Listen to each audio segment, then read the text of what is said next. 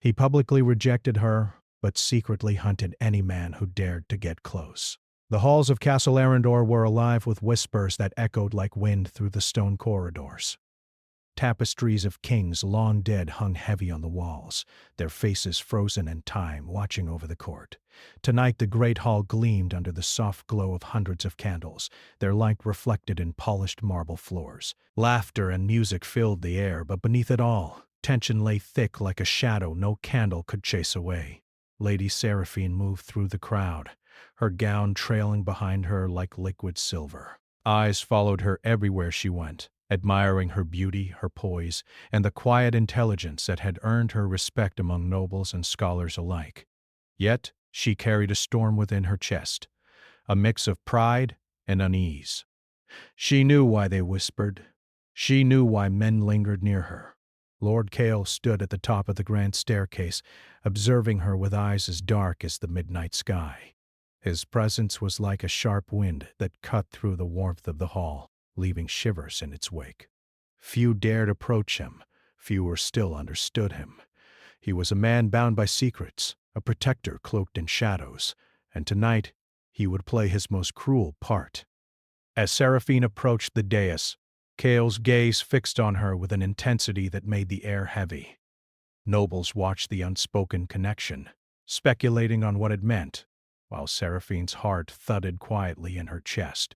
She had hoped for a friendly word, perhaps even a gesture of recognition, but instead, Cale's eyes hardened and his lips curved into a cold, almost mocking smile. "Lady Seraphine," he said, his voice carrying across the hall, sharp and deliberate. "You are, well, you are charming, no doubt, but I cannot." He paused, scanning the assembly as if the world itself demanded attention to his words.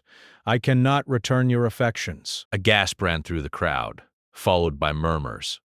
Some faces twisted in pity, others in relief. Seraphine froze, the warmth draining from her cheeks. This was not the private dismissal she had feared. It was a public declaration, and it stung more sharply for its deliberate cruelty. She lowered her gaze, fighting the urge to flee, to escape the prying eyes of those who seemed to take pleasure in her humiliation. The hall seemed to tilt, the music turning into a dull, mocking rhythm that matched her heartbeat. Cale turned his back to her and descended the staircase, his cloak sweeping the marble like a shadow swallowing the light. The nobles watched in awe and confusion, for Cale was a man known for power and mystery, yet no one truly understood the depths of his thoughts. To reject someone publicly was one thing. To do it with such cold perfection suggested a storm within. A storm Seraphine had only glimpsed before, in fleeting moments when his guard dropped. Hours passed like a blur, and the party continued, though Seraphine felt detached from it all. She wandered into the quieter corridors of the castle, seeking solace in the silence of the stone halls. Her fingers brushed the walls, cold and rough beneath her touch, grounding her in the reality of the moment. Every step echoed softly, reminding her that she was alone, yet not entirely abandoned. A flicker of movement caught her eye, a shadow at the end of the corridor, impossible to mistake. Cale. He was standing there, unseen by anyone else, leaning against the cold stone with a posture that suggested both weariness and vigilance. When he noticed her gaze, he straightened, and for a moment his eyes softened, revealing a glimmer of something he would never admit in public. Concern. Perhaps even longing. "You should not wander these halls alone," he said, his voice low, almost a whisper, yet it carried enough weight to stop her in her tracks. "I am not afraid," she replied, her voice steadier than she felt. "I am used to walking alone." Cale's lips twitched, almost a smile, though it did not reach his eyes. "The halls are not empty," he murmured. "Not for you, not while there are those who would watch and wait. You must not forget that danger often comes from where it is least expected." Seraphine looked at him, searching for the meaning behind his words. Danger? Here? Among the nobles, in the glittering castle that seemed so safe? But she saw the truth in his gaze, the intensity that did not lie. He was watching, always watching, not for himself, but for her. "You speak in riddles, Lord Kyle," she said, her curiosity piqued despite herself. Are you warning me, or confessing that you care? Cale's eyes darkened, and a flicker of something dangerous passed across his face. Neither, he said carefully. I do not care for your heart in the way you believe. I simply will not allow harm to come to you. Seraphine's lips parted, but no words came. She had expected rejection, cold and sharp, yet what she received was more terrifying than cruelty, a truth she did not fully understand. His rejection was a mask, but beneath it lay obsession, protection, and a fire that could consume anyone who dared approach her. She wanted to retreat, to flee from the intensity that threatened to overwhelm her, yet she did not. Instead, she stepped closer, drawn to him in spite of the public shame he had inflicted.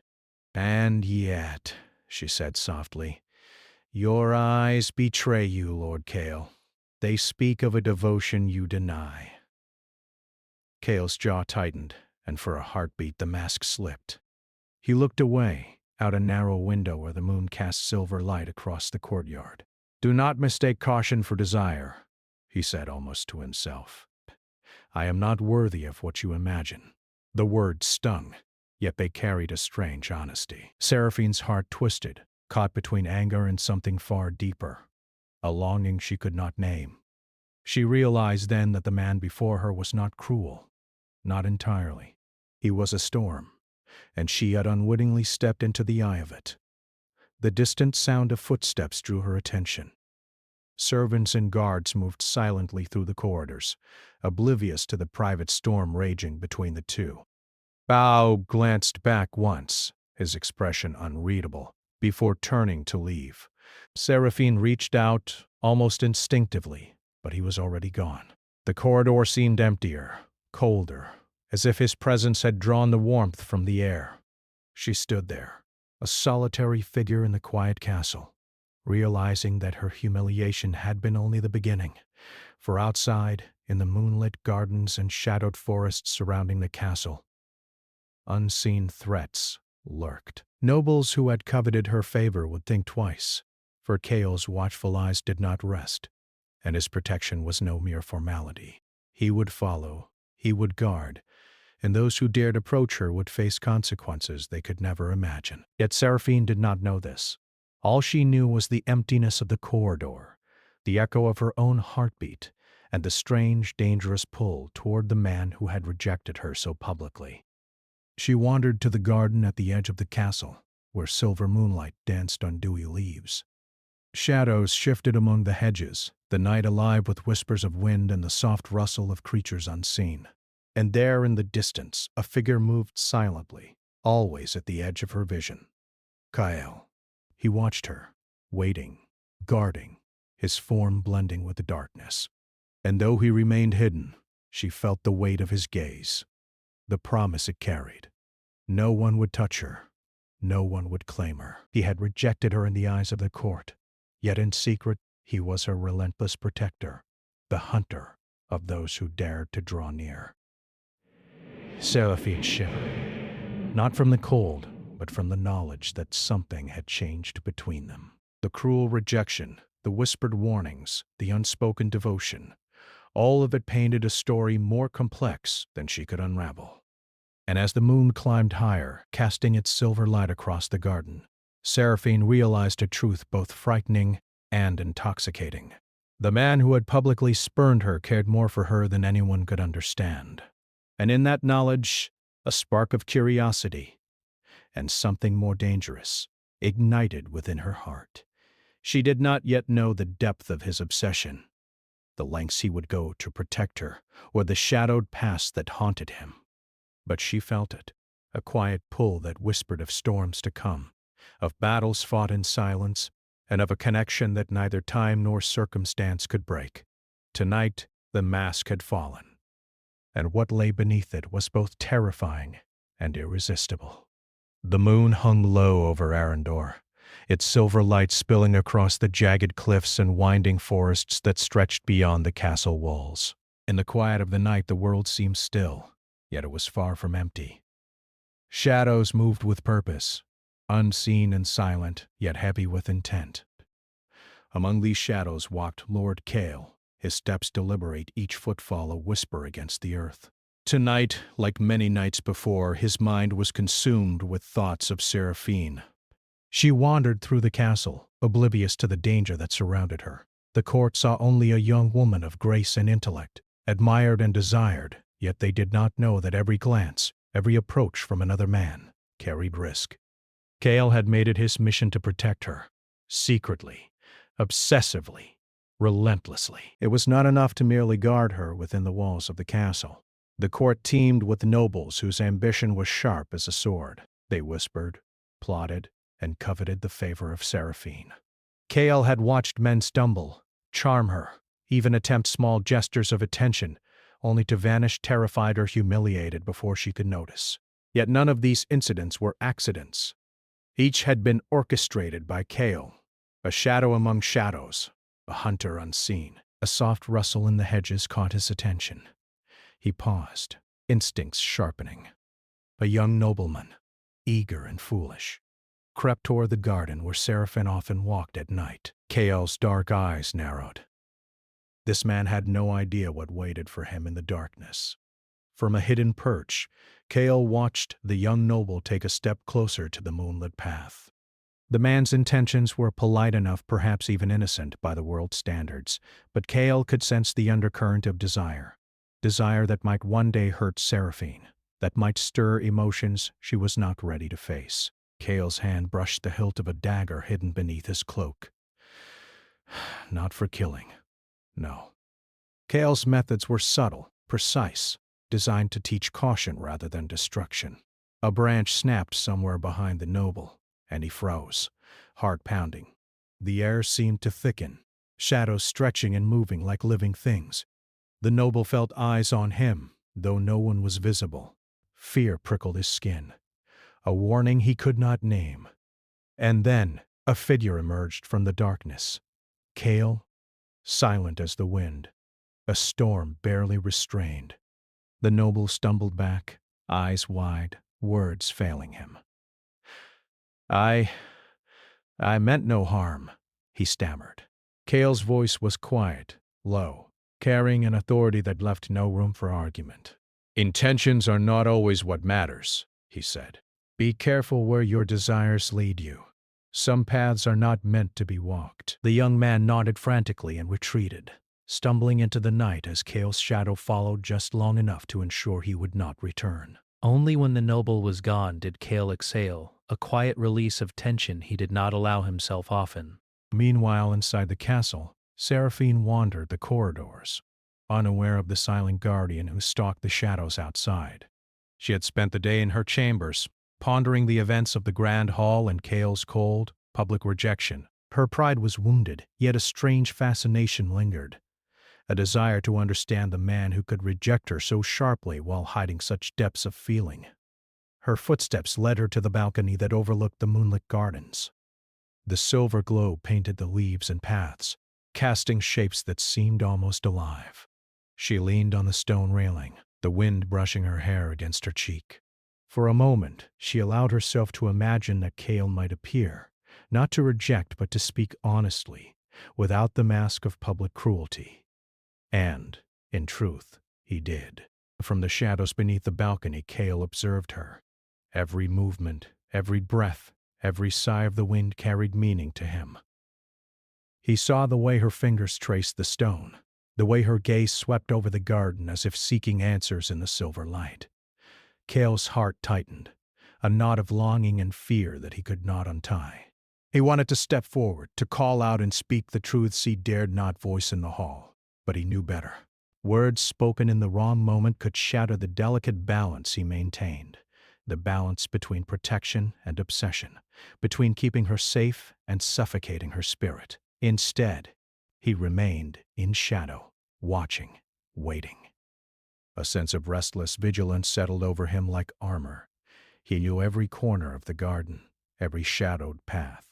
He had memorized the routes through which any unwelcome presence might approach. Tonight, like every night, he was the invisible hunter. Hours passed. Seraphine finally returned inside, unaware of the silent guardian who had ensured her solitude remained unbroken. Cale melted into the shadows, moving back toward the castle walls, his mind already calculating, anticipating, preparing. His life had become a constant dance of patience and alertness, each night a testament to the devotion he could never openly confess. The next morning the court gathered once more, vibrant and bright, oblivious to the dangers that had lurked just beyond the walls.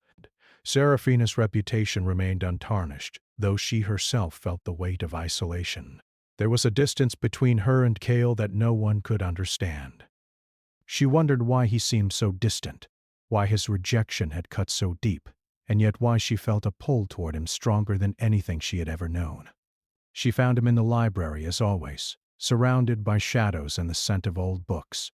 His posture was rigid, his gaze distant, yet she sensed the storm beneath his calm exterior. "Lord Cale," she said softly, approaching with caution.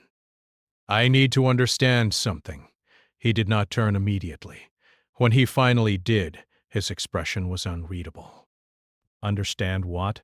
he asked, though his tone carried the weight of secrets kept too long. "Why do you keep such distance from me?" she asked, her voice trembling slightly, not with fear but with the raw emotion of curiosity and frustration. "Why reject me in front of the court if there is more?" Cale's eyes darkened. He looked away, toward the tall windows where sunlight streamed, illuminating the dust motes that danced like tiny spirits. "You must not mistake appearances for truth," he said.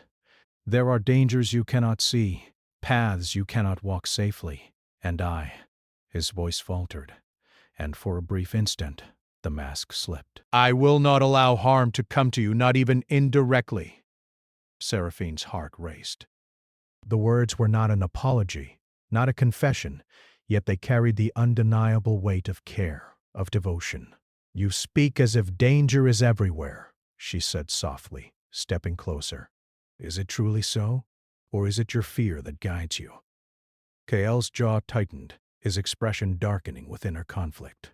"Both," he admitted quietly. "I've walked in darkness longer than I can remember. Some of it is mine. Some of it is yours.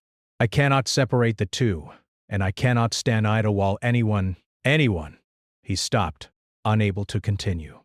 "While anyone what?" she asked gently, her voice inviting yet steady, unafraid. He met her gaze, and for a moment the air between them crackled with unspoken truths.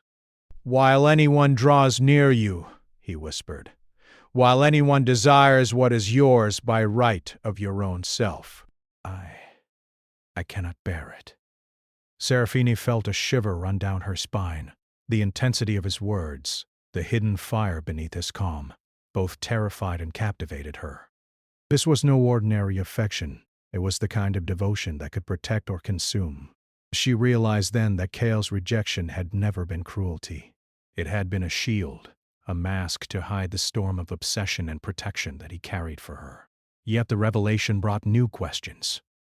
How far would he go to guard her? What lengths would he take? And, most importantly, how could she navigate the delicate space between gratitude, curiosity, and the dangerous allure of the man who had made her both his obsession and his charge? The evening came again, heavy with mist and the scent of wet earth. Seraphine wandered the outer gardens as was her habit, drawn to the quiet, the moonlight, and the sense of peace that the world seemed to offer only in solitude. She sensed him before she saw him, the weight of his presence, the careful vigilance, the watchful eyes that never slept. Cale stepped from the shadows, silent as always, his gaze sweeping the paths, the hedges, the edges of the garden where danger might lurk. For a fleeting moment, their eyes met, and she saw it clearly. The man who had rejected her publicly was the man who would hunt any who dared to come near. The hunter, the guardian, the shadow that followed her, always. And for the first time, Seraphine understood fully that she was never truly alone. The night whispered of trials to come, of dangers both seen and unseen, and of a connection that neither pride nor fear could sever. Cale remained in shadow, a silent promise to the woman who could not yet understand the full depth of his devotion. No one would touch her, no one would claim her, and he would remain ever vigilant, a guardian of heart and soul. And as the moonlight bathed the garden in silver, A quiet tension lingered between them, unspoken, undeniable, and far from resolved. The castle of Arendor stood like a shadow over the rolling hills, its towers piercing the clouds, its walls hiding centuries of secrets. But even the strongest stones could not contain the danger that had begun to stir, a danger that belonged not to men, but to the dark magic that had long whispered through the land. Lady Seraphine had begun to notice strange events. At first, they were small. A candle flickering when no wind passed, a draft in a sealed corridor, whispers she could not place. Then the signs became more serious. Shadows that seemed to follow her, subtle chills that crawled along her skin, and moments when she felt the world itself holding its breath. Cale noticed everything, every flicker of unease on her face, every glance of fear, every moment her steps faltered. He had spent years learning to read danger, to sense it before it arrived. But this was different. It was ancient, cunning, and tied to Seraphine in a way that even he could not fully untangle. One evening, as twilight painted the sky in bruised purples and golds, Seraphine wandered the eastern wing of the castle. Her fingers trailed along the stone walls, feeling for comfort in the familiar textures. Her thoughts were heavy with worry. The events of the past days had begun to make her question reality itself. A sudden movement in the corner of her vision made her start. "Who's there?" she asked softly, her voice echoing in the empty hallway. "Do not be afraid." Cale's voice came from the shadows, smooth and controlled. He stepped into the faint light, his presence filling the corridor with the same quiet weight it always did. "I have been watching over you, as I always do." "I know you do," she said, trying to mask the unease in her voice. "But sometimes I feel as if there is more than just people lurking in these halls." Cale's gaze darkened, his eyes reflecting the worry he tried to hide. "You are right," he said quietly. "The dangers you feel, they are real. They are older than you or me, older than this castle itself. And they are tied to you." Seraphine froze. Tied to her? The thought was terrifying. "What do you mean?" she asked, her voice trembling despite her courage. Cale looked away, the shadows deepening across his face. "Your bloodline carries a legacy, Lady Seraphine, a curse that has haunted your family for generations. It is subtle at first, whispers and visions, but it grows, if ignored, until it can consume everything you hold dear." A cold shiver ran down Seraphine's spine. A curse? "You mean magic?" "Yes," he said, stepping closer. "Dark magic. It is not malevolent in itself, but it draws power from fear, weakness, and pain. It will test you, Seraphine. It will push you to the edge." Her heart raced. The thought of being powerless frightened her, yet she felt a strange curiosity. "And?" You can stop it? She asked. Isle's expression was unreadable. "I can help you fight it," he admitted. "But you must trust me, fully. The curse cannot be broken by force alone.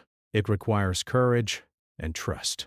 Seraphine nodded slowly, feeling the weight of his words.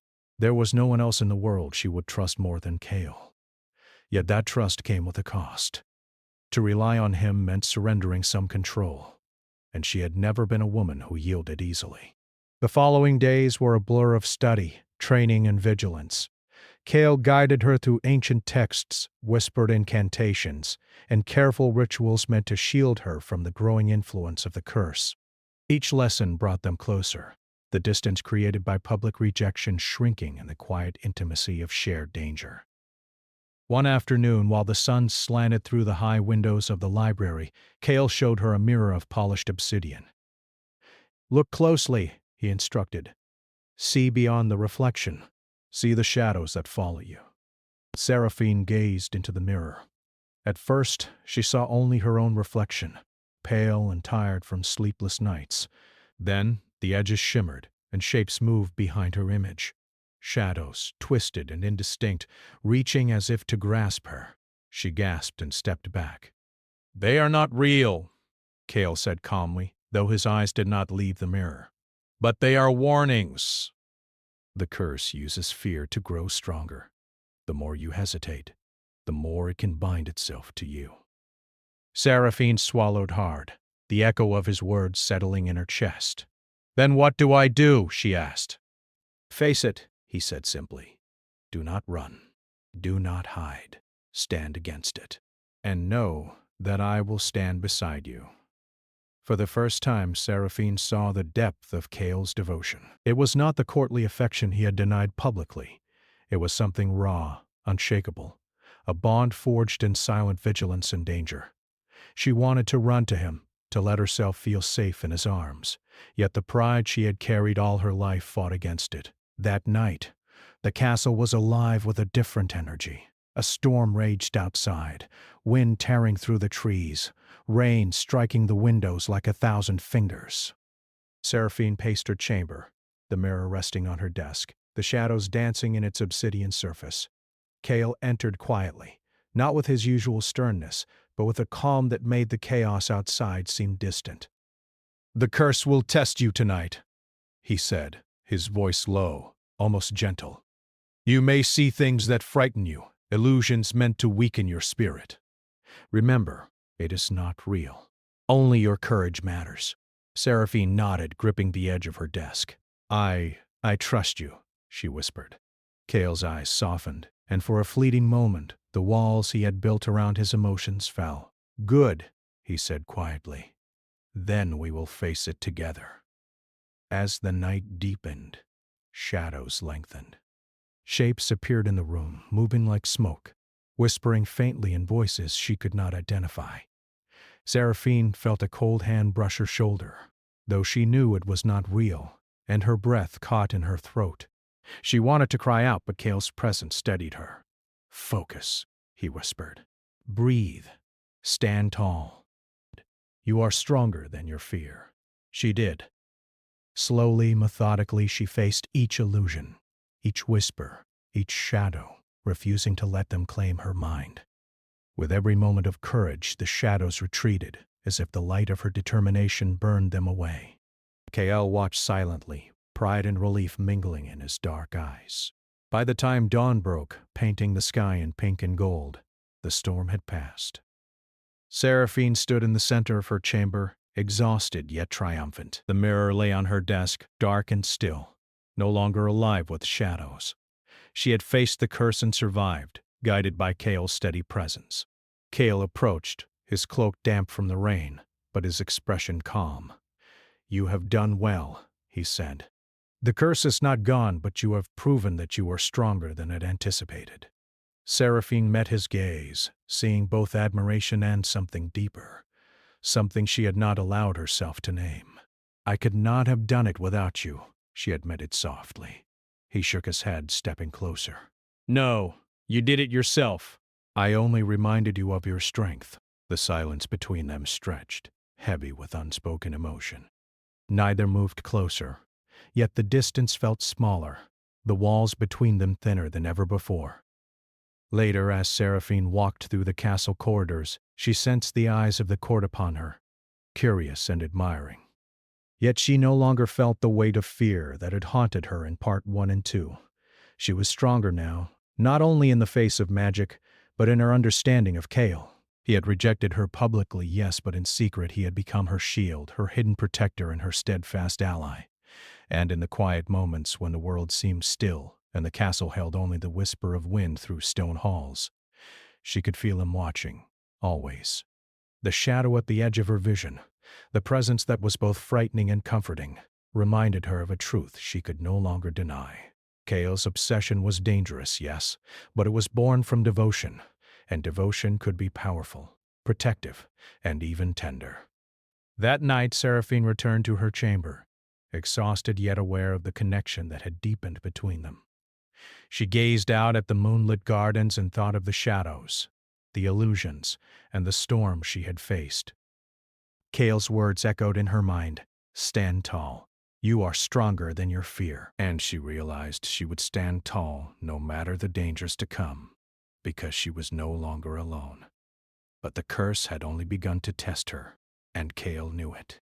The storm that raged outside the castle walls was a small reflection of the one that loomed ahead, a storm of shadows, secrets, and trials that neither of them could escape. And as they both prepared for the days to come, a quiet understanding passed between them. The path forward would be perilous, and yet, for the first time, they would face it together.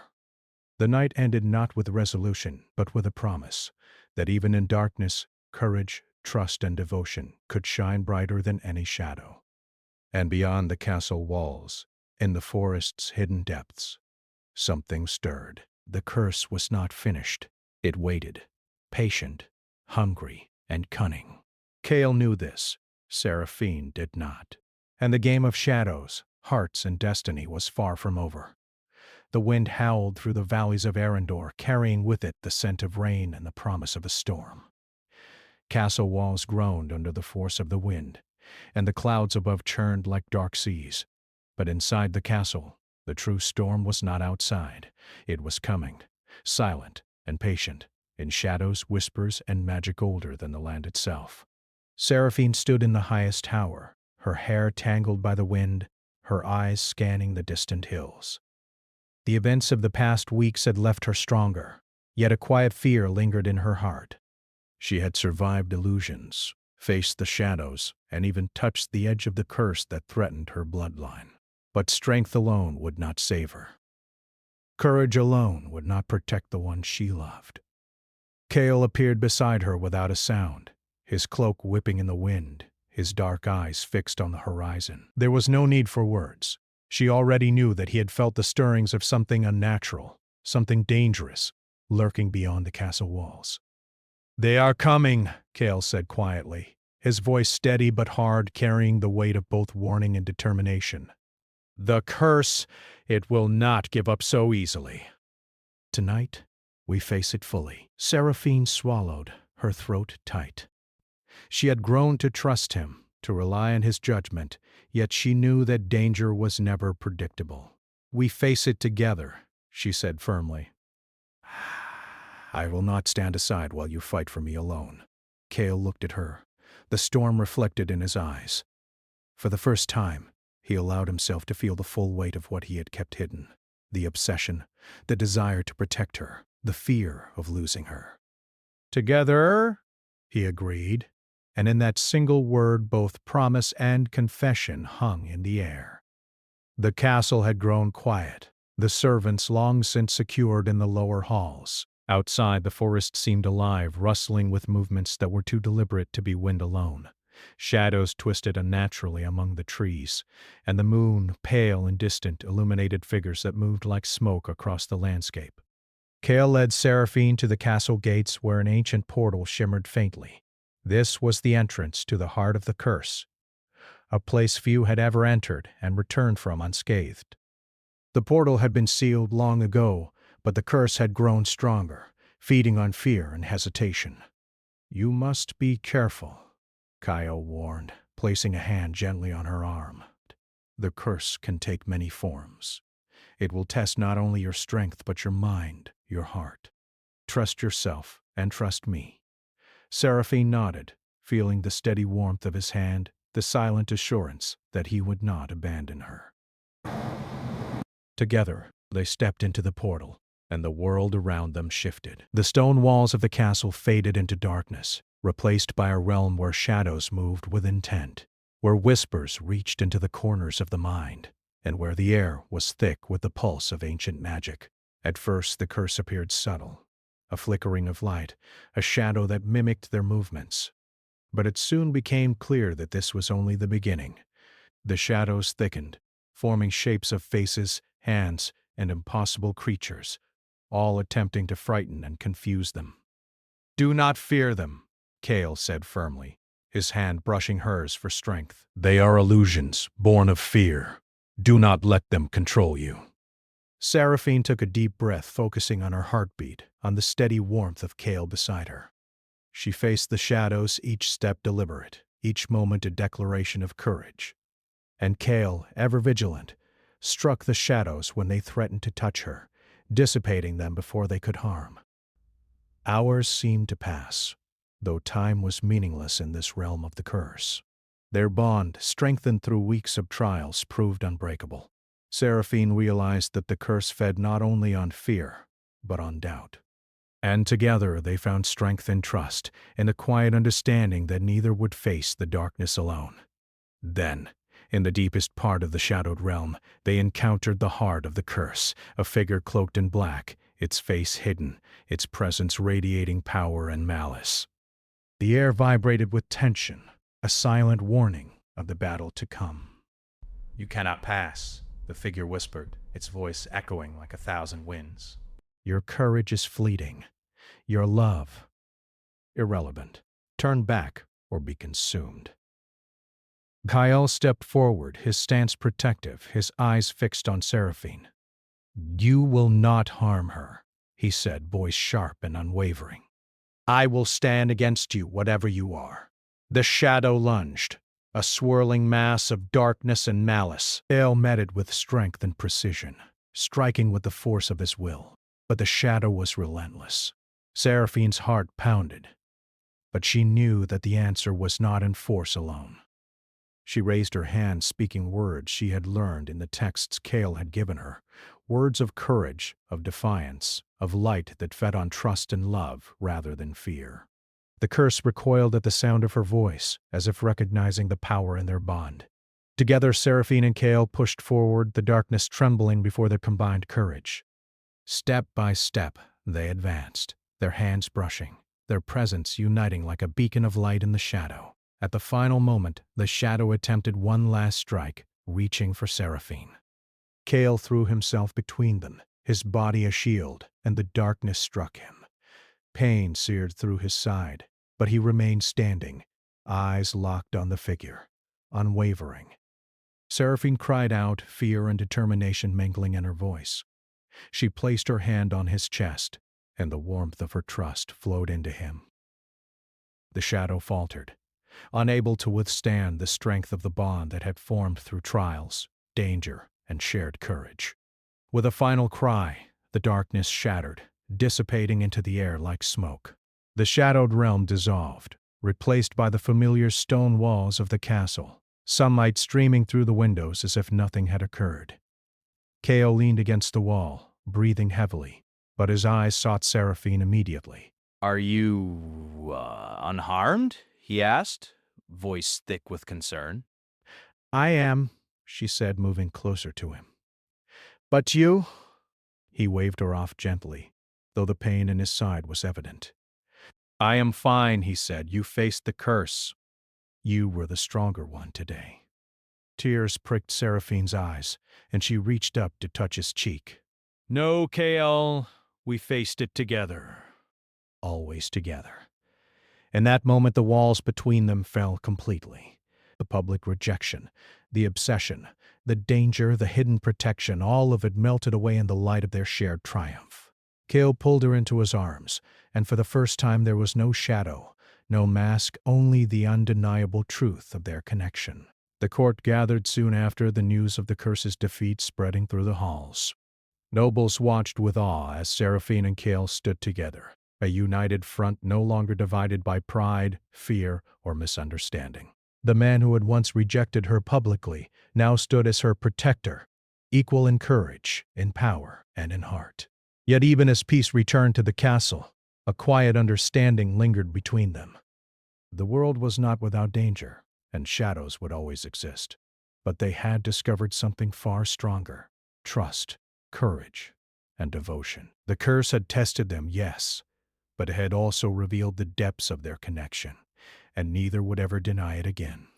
That evening, Seraphine and Kale walked together in the moonlit gardens where so many nights of fear, longing, and silent vigilance had passed. The flowers glowed softly in the silver light, the wind gentle now, carrying the faint scent of rain-soaked earth. For the first time, the castle felt safe, alive not with danger, but with promise. Kale took her hand, holding it with quiet reverence. "No one will harm you," he said softly. "Not now, not ever, as long as I am able to stand." Seraphine smiled, her heart full. "And I will stand with you," she replied. "Through darkness, through fear, together." A silence fell, gentle and complete, filled only with the rustling of leaves and the soft call of night birds. They had faced shadows, illusions, and fear itself, and now, stronger and united, they could face anything the world might throw at them. Yet, in the distance beyond the forest, a faint whisper lingered, soft and subtle, almost imperceptible. The curse had not entirely vanished. Magic rarely dies. But Kale and Seraphine no longer feared it. They knew that with trust, courage, and each other, they could face whatever darkness remained. As dawn broke over Arendor, painting the sky in shades of pink and gold, Seraphine and Kale stood together, hand in hand, their hearts no longer divided by fear or misunderstanding. The storm had passed, the shadows had fled, and the bond between them had been forged stronger than any curse, stronger than any shadow. And for the first time in a long time, the castle, the land, and their hearts were at peace. But the memory of shadows, the knowledge of danger, and the fire of devotion would remain.